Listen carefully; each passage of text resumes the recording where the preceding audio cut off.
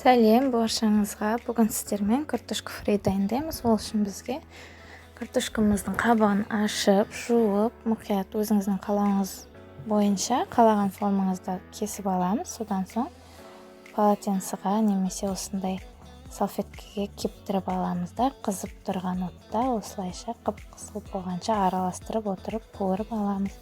Осылайша бізде дәмді фриларымыз дайын болады. Егер сізге ұнаса, міндетті түрде бағалап кетіңіз. Рахмет.